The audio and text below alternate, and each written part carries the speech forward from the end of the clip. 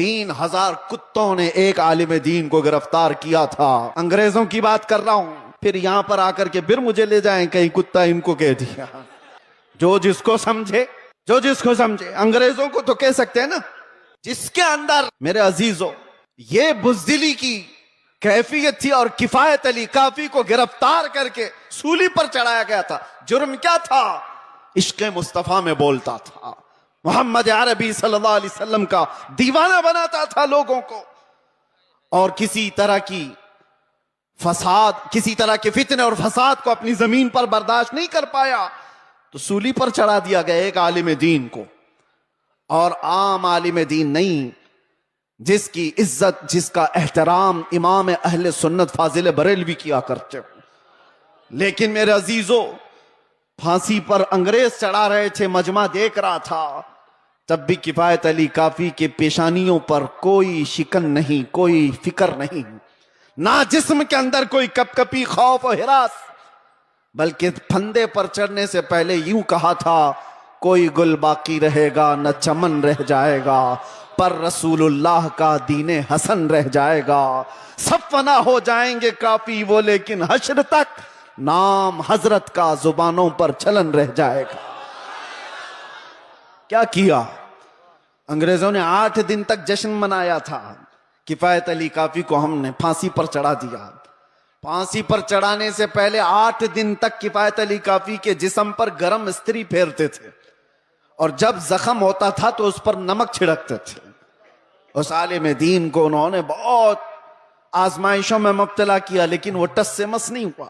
شہید ہونے کے بعد 8 دن تک تو جشن مناتے رہے، یہ سوچتے ہوئے کہ اب جگانے والا ختم ہو گیا، ایک ایسا جو بولنے والا تھا بند ہو گیا. ان ظالموں کو خدا کا یہ دستور نہیں معلوم. مراد آباد شہر میں انہوں نے کفایت علی کافی کو پھانسی پر چڑھایا تھا، اور وہی زمانہ ہے 100 کلومیٹر دور بریلی میں اللہ تعالیٰ امام احمد رضا کو پیدا کر رہا ہے. اور وہ امام احمد رضا جب جوانی میں تشریف لائے تو پھر پوری قوم کی گتھیوں میں عشق مصطفیٰ پلا دیا. ہر جگہ سے آواز آنے لگی، ہر جگہ سے آواز آنے لگی، سب سے اعلیٰ و اولا ہمارا نبی، سب سے بالا و بالا ہمارا نبی. بچے بچے کی زبانوں پر عشق مصطفیٰ صلی اللہ تعالیٰ علیہ وسلم کی صدائیں گونجنے لگی. میں مثال اس لیے عرض کر رہا ہوں، سارے مل کر کے ان چراغوں کو بند کرنے کی کوشش کرتے رہیں گے تب بھی یہ ممکن نہیں. میرا رب قرآن میں فرماتا ہے، یہ اپنے منہ کے پھونکوں سے اللہ کے چراغ کو بجھانا چاہتے ہیں، اور اللہ صبح قیامت تک اپنے چراغ کو روشن رکھے گا. ایک تم بند کرو گے، رب تعالیٰ دوسرا پیدا فرمائے گا، دوسرا پیدا ہوگا. اسی لیے ہمیں اپنی فکر نہیں ہے، ہم نے جو جینا تھا وہ جی لیا ہے. مگر اے مسلمانوں، آپ سے میں یہ گزارش کروں گا، اس زمانے میں تمہارے لیے سب سے بڑی دولت جس کا ہر ڈاکو انتظار میں ہے لوٹنے کے لیے، ہر چور تمہارے پیچھے ہے چھیننے کے لیے، وہ دولت تمہاری ٹوپی، تمہاری داڑھی، تمہارے کرتے، تمہارے جبے، تمہارے گھر گاڑی بنگلے نہیں ہیں. اعلیٰ حضرت کو سنو، کہتے ہیں آنکھ سے کاجل صاف چرا لے، یہاں وہ چور بلا کے ہیں، تیری گٹھری تاکی ہے اور تو نے نیند نکالی ہے. کون سی چیز ہے جس کے سب چور دشمن اطراف میں ہیں؟ کون سی چیز چھیننا چاہتے ہیں؟ 100 سال پہلے اقبال نے بھی اس کا اشارہ کر کے کہا تھا. انگریز یہ کہتے تھے، یہ فاقہ کش موت سے ڈرتا نہیں ذرا. سب کو پتا ہے یہ موت سے ڈرنے والی قوم ہے ہی نہیں. ہمارے کندھے پر کفن ہوا کرتا ہے. ڈر اس کو ہو جسے لگے کہ موت کے بعد اندھیرا اندھیرا اندھیرا.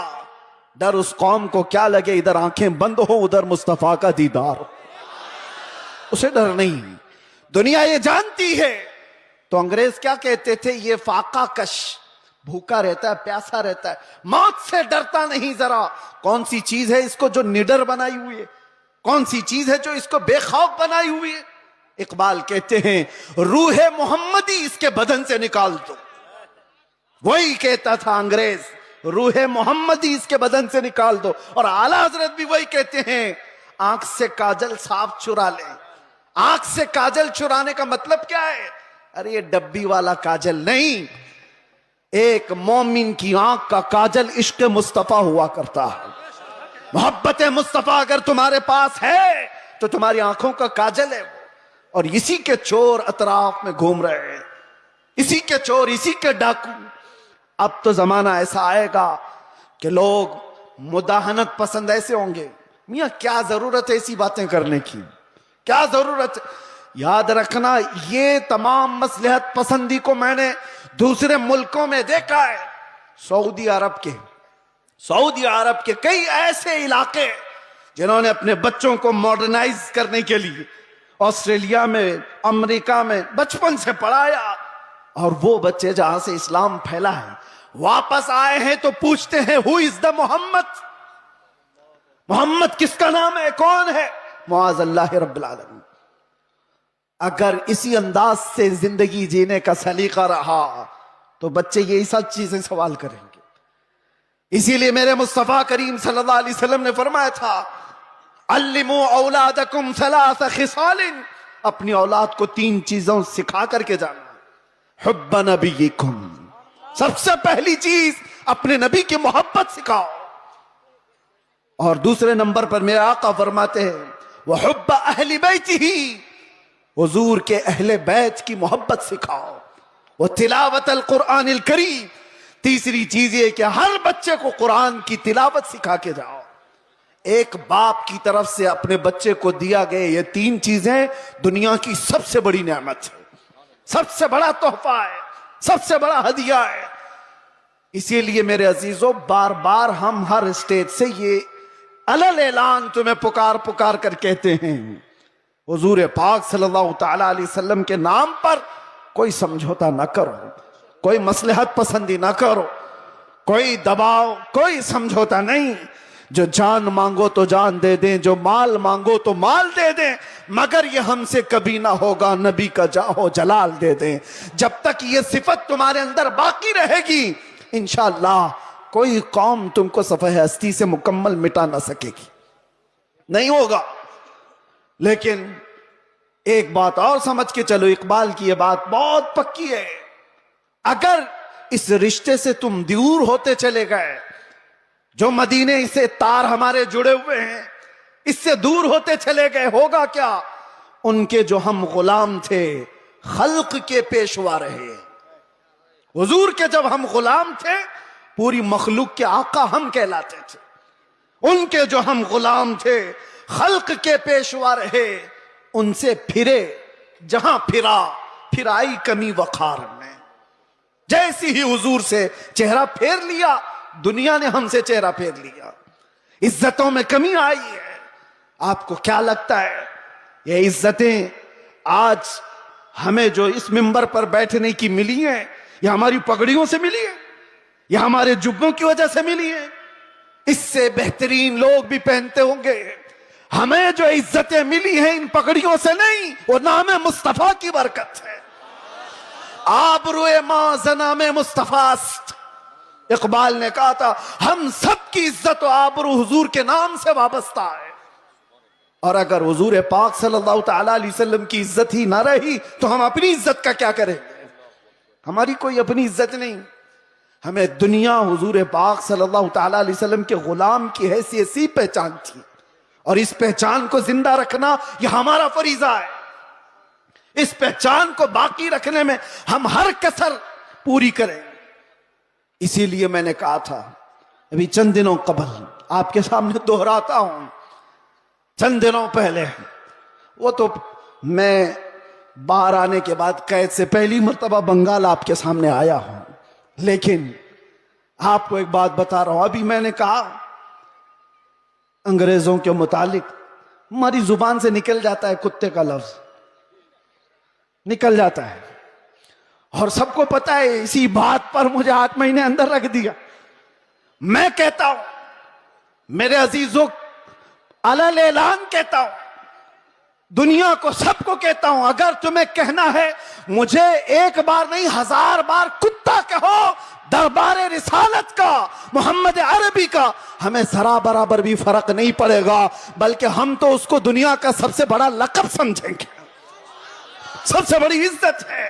सगे तैबा सब मुझे कह कह के पुकारे बेदम, यही रखियो मेरी पहचान मदीने वाले, यही रखियो मेरी पहचान मदीने वाले। मैं तुमसे पूछता हूं, अगर तुम्हें बारगाह मुस्तफा का कुत्ता कहा जाए तो किसी को शर्म आएगी? किसी को ऐब लगेगा? वजह यह है कि हम इन निस्बतों पे फख्र करते हैं। मैं उनसे कहता हूं, तुम्हें अगर इस बात पर शर्म आती है तो ऐसी निस्बतों को छोड़ो। जिनको ये लगता है, ऐब लगता है, वो इन निस्बतों को छोड़े। आए जहां पर बंदा हुजूर के दरबार में अपने आप को कुत्ता भी कहता है तो उसे फख्र महसूस होता है, लेकिन इसका मतलब ये नहीं। हमने बारगाह मुस्तफा में अपनी निस्बतें खाकिस्तर होने के अंदाज से पेश तो की, मगर मेरे मुस्तफा की गैरत देखो। रसूल पाक सल्लल्लाहु अलैहि वसल्लम ने हमें मजमे में कुत्ते की हैसियत से नहीं पेश किया, जिस मजमे में गए शेर की हैसियत से पेश फरमाया। ये सिर्फ हमारे लिए नहीं है, जो भी बारगाह मुस्तफा की निस्बत पर फख्र करता है दुनिया उसे हल्के में नहीं लेगी, फिर अल्लाह तबारक व तआला उसकी इज्जतें बढ़ा देता है। आला हजरत ने जिंदगी भर बारगाह मुस्तफा में अपनी निस्बतों पर फख्र किया है, और गौसियत मआब के दरबार पर निस्बत जोड़ते हुए क्या कहा था बरेली के ताजदार ने? गौसे पाक के दरबार में क्या कहा था पता है? हम तो कह देते हैं गौस पाक का मुरीद हूं, गौस पाक के सिलसिले का मुरीद हूं। मुरीद होना, खादिम होना, ये अपनी जगह पर।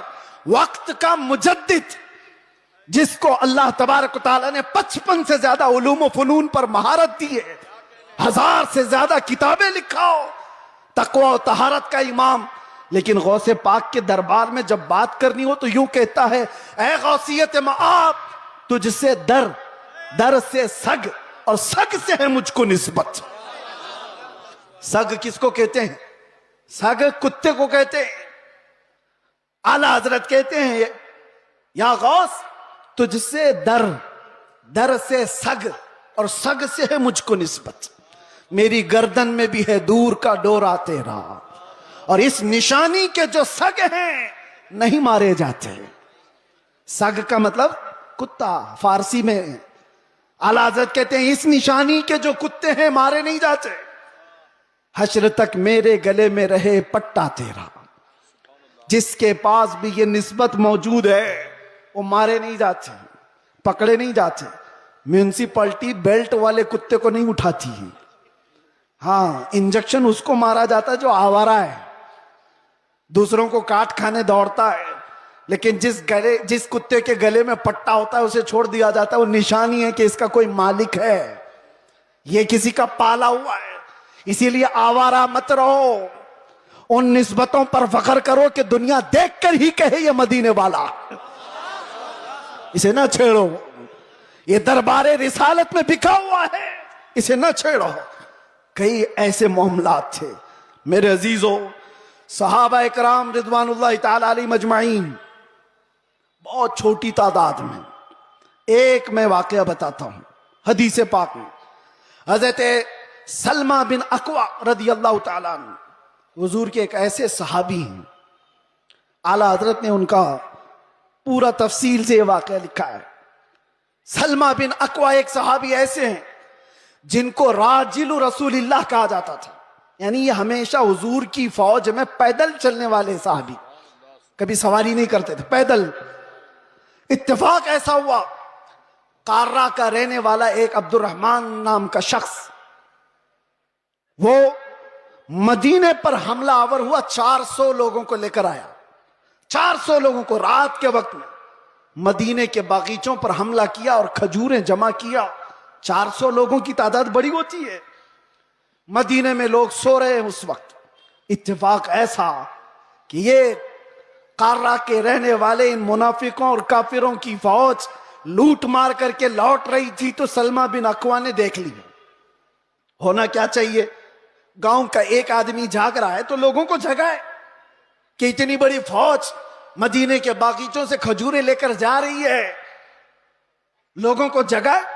सलमा बिन अकवा ने किसी को जगाया नहीं, तन्हाई 400 के पीछे दौड़ पड़े, सबके पीछे दौड़ पड़े।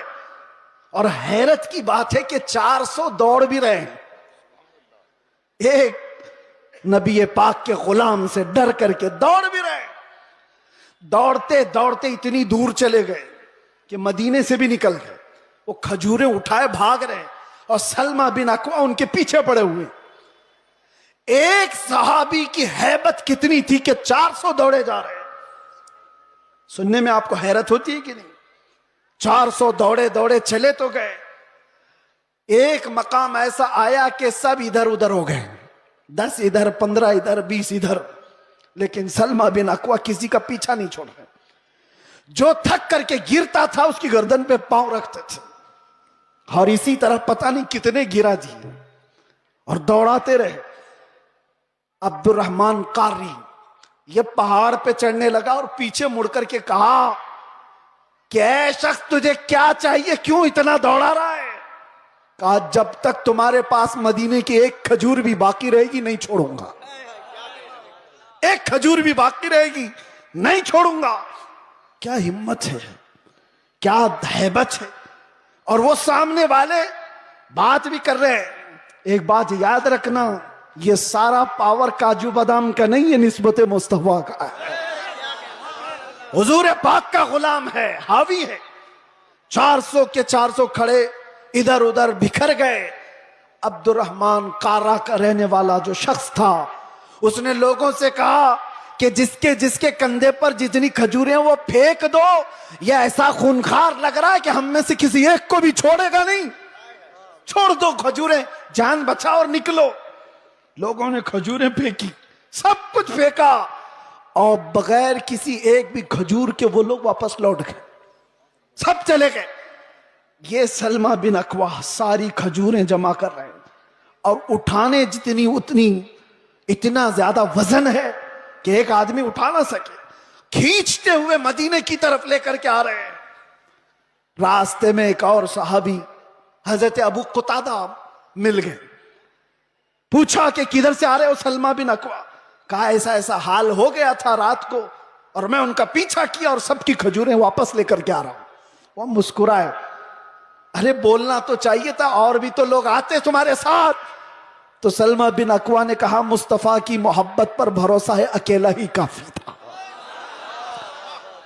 مجھے وقت نہیں ملا کسی کو اٹھانے کا, میں خود ہی دوڑ پڑا. لیکن سلمہ بن اکوع نے پوچھا ابو قتادہ تم کیسے آ گئے؟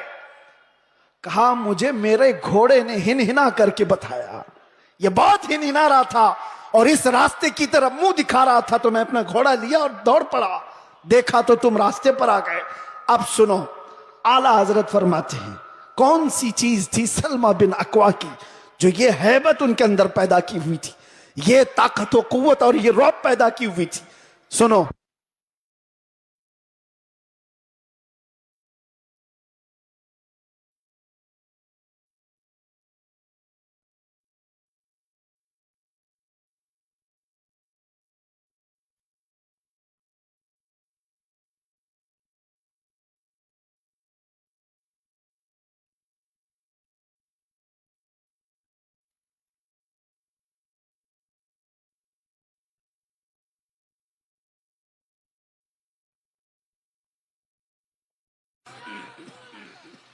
صرف آئی لو محمد نہیں, محمد صلی اللہ تعالیٰ علیہ وسلم کا نام کبھی بھی سیدنا کے بغیر نہیں کہا جائے گا.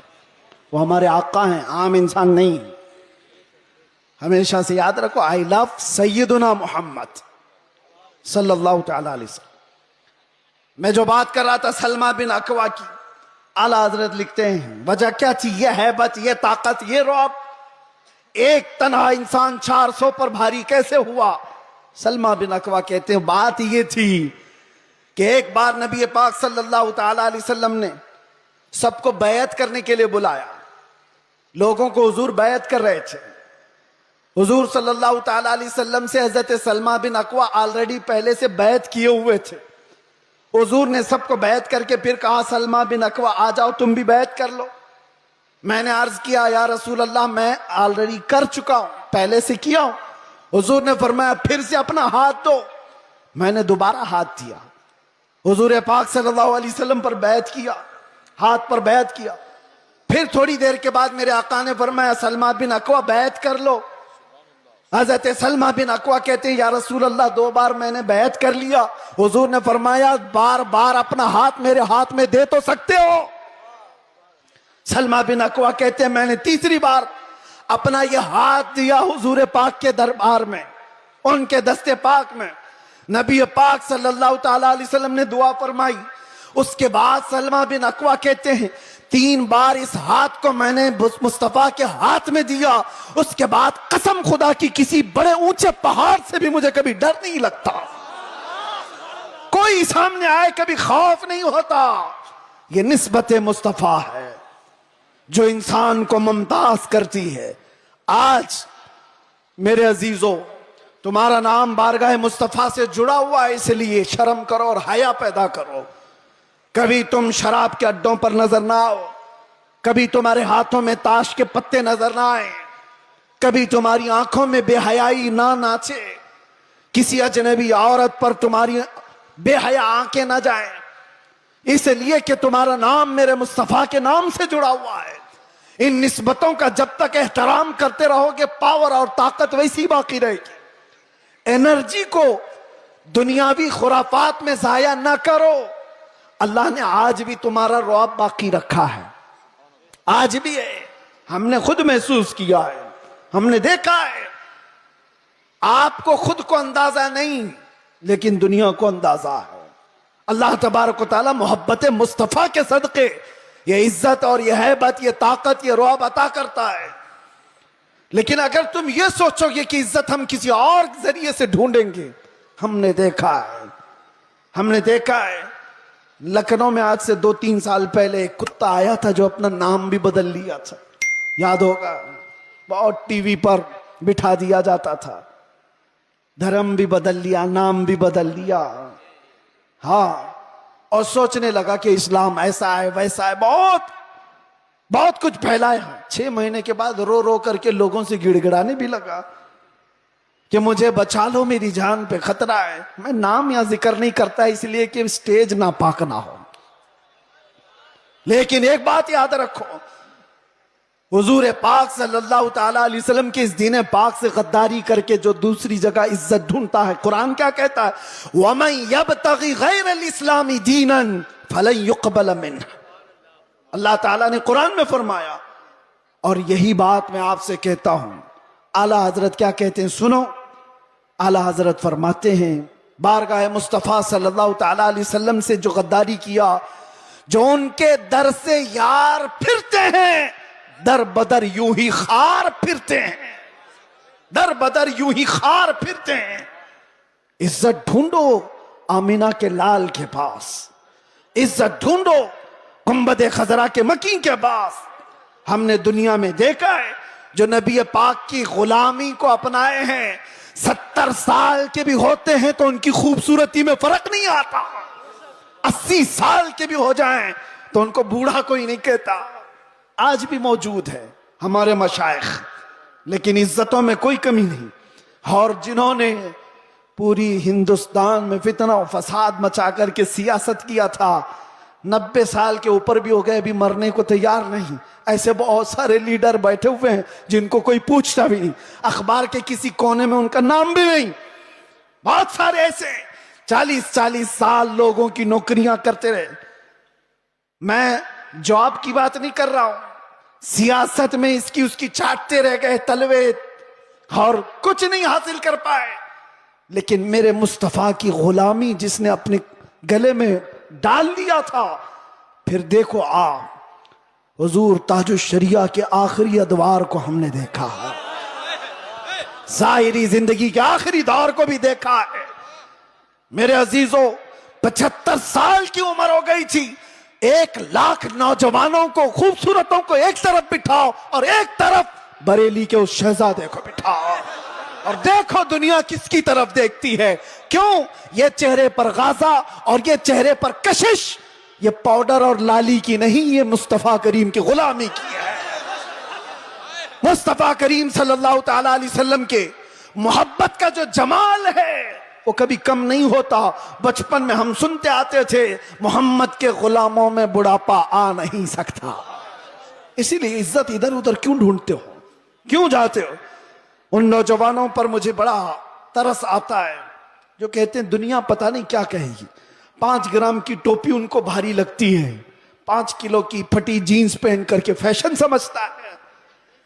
داڑھی اس کو بہت بھاری لگنے لگتی ہے, چبھتی ہے, گڑتی ہے, روز اس کو نکال کر کے گٹر نالی میں پھینک دیتا ہے. اور داڑھی بھی بیچاری اتنی ضدی ہے, روز آ کر کے اس کو بتاتی ہے تم مرد ہے. وہ نکال کر کے کہتا ہے نہیں ہوں میں. وہ بھاگ رہا ہے. کیسی حیرت کی بات ہے, تم ضد پہ اڑے ہو کہ نہیں ہوں میں, اور وہ بھی ضد پہ اڑی ہے, روز آ کے بتاتی ہے کہ تم مرد ہے. بیچارہ آخری دم تک ماننے کو تیار نہیں. اور حیرت کی بات ہے جب ان سے پوچھا جائے دنیا کا سب سے حسین چہرہ کون سا تھا, تو سب ایک زبان ہو کر کہتے ہیں آمینہ کے لال کا چہرہ سب سے حسین تھا.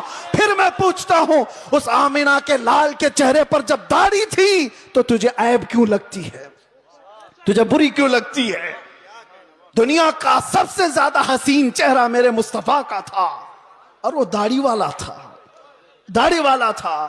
اور ایک بات ان عورتوں سے بھی کہتا ہوں جو عورتیں کھلے بال میں سمجھتی ہیں کہ یہ فیشن ہے, آدھے ننگے پن کو سمجھتی ہیں فیشن ہے. یعنی دنیا نے ان کو یہ بتایا ہے کہ ننگے رہنے کو فیشن کہتے ہیں, آدھے کپڑے پہننے کو فیشن کہتے ہیں. اگر آدھے کپڑے پہننا فیشن ہے تو تم سے زیادہ فیشنیبل تو بھینس ہے جو پوری ننگی رہتی ہے, وہ کبھی کوئی کپڑا نہیں پہنتی. وہ جانور تو تم سے زیادہ فیشنیبل ہے, پورے اوپن ہے. جانوروں کی طرح دنیا تمہیں بنانا چاہتی ہے اور تم سمجھ رہے ہو فیشن ہے. فیشن وہ نہیں. نوجوانوں سے کہتا ہوں دیکھنا ہو تو خالد بن ولید کو دیکھو, عورتیں دیکھنا ہو تو میرے مصطفیٰ کی بیٹی کو دیکھو.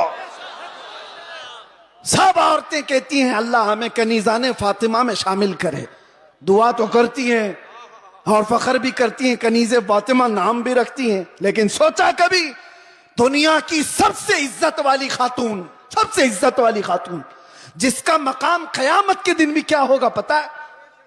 فرشتوں کو آپ کو میں بتا رہا ہوں, حدیث میں موجود ہے, فرشتہ محشر کے میدان میں اعلان کرے گا غضوا ابصارکم فإن فاطمہ بنت محمد تمر الی الجنہ.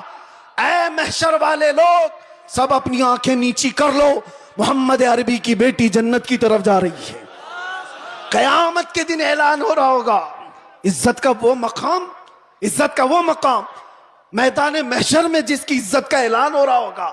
لیکن میں خواتین سے کہتا ہوں دنیا کی سب سے عزت والی خاتون کے سر پر ہمیشہ دوپٹہ رہا, اور تم سمجھتی ہو عزت کھلے بن میں ہے, فیشن کرنے میں.